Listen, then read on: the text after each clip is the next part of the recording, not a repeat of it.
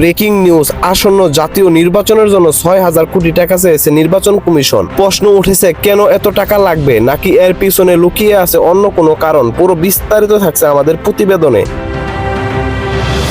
নির্বাচন মানে বিশাল আয়োজন, কিন্তু এবার বাজেট নিয়ে হচ্ছে তুমুল আলোচনা। বাংলাদেশের নির্বাচন কমিশন এসি আসন্ন নির্বাচনের জন্য 6,000 কোটি টাকা চেয়েছে। প্রশ্ন উঠেছে এত টাকা কেন লাগবে? ভোটের খরচ নাকি অন্য কিছু? জনগণের করের টাকার হিসাব কে দিবে?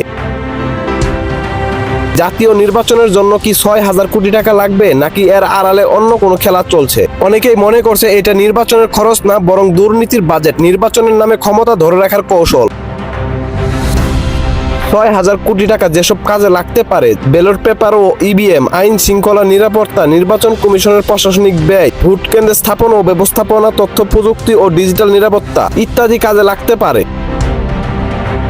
তো ভিউয়ার্স, আপনার কি মনে হয়, সত্যি কি এই খরচের দরকার আছে, নাকি জনগণের করের টাকার অন্য কোনো খাতে চলে যাবে? আপনার মতামত জানিয়ে দিন কমেন্ট করে। আলোচনার কণ্ঠের সঙ্গেই থাকুন, ভালো থাকুন, ভালো রাখুন।